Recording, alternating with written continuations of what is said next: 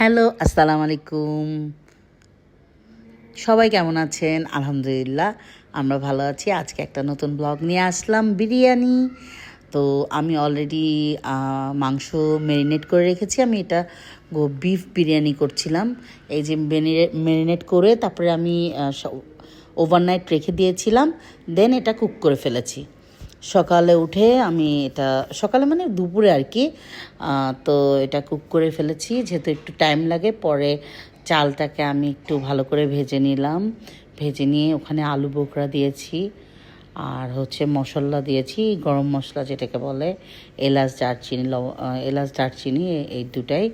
তারপরে ওটা কিছুক্ষণ ভেজে ভালো করে তারপরে মাংসটা দিয়েছি। মাংসটা দিয়ে আমি এভাবে রান্না করি। আবার আরেকটা হচ্ছে আপনার পানিটা দিয়ে তারপরে মাংসটা দিই, সেটাও আলাদা, কিন্তু এটা এভাবেই রান্না করি। তারপরে পানি দিয়ে দিলাম পরিমাণ মতো, দেন কিছু কাঁচামরিচ দিলাম, তারপরে লাস্টে একটু দুধ দিয়েছি। এভাবেই রান্নাটা কমপ্লিট করেছি। পুরো রেসিপিটা অ্যাকচুয়ালি হচ্ছে দেখাতে পারিনি, কারণ বাসায় কেউ ছিল না। ওই দিন হচ্ছে ফ্রাইডে ছিল, এই জন্য রান্না হয়েছিল। তো এটা হচ্ছে তারপরের লুকটা, যে আফটার মানে সব কিছু কমপ্লিটের পরে, কমপ্লিট না, এটা হচ্ছে হাফ ডান। এখন আমি হচ্ছে এটাকে একটু নাড়াচাড়া করে দিব। এখানে কিছু আলুও দিয়েছিলাম। আপনারা যখন দিবেন অবশ্যই আলুটাকে ভেজে দিবেন। আলুটাকে যদি ভেজে না দেন তাহলে মাংসটা একটু কেমন জানি, গ্রেভিটা একটু গাঢ় হয়ে যায়।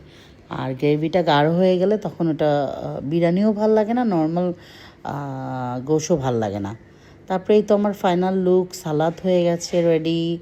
দেন হচ্ছে এটা রোস্ট করেছিলাম, একটু পোলাও করেছিলাম। এগুলো আমার বাচ্চাদের জন্য, যেহেতু ওরা তো বিরিয়ানিতে আমি একটু ঝাল করি, সো খেতে পারবে না, সেজন্য এই যে বিরিয়ানি নিয়ে চলে এসেছি।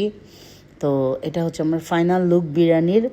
আর বোরহানি করেছিলাম, বোরহানির পিকচারটাও দিয়েছি। তো খুবই ইয়ামি হয়েছিল,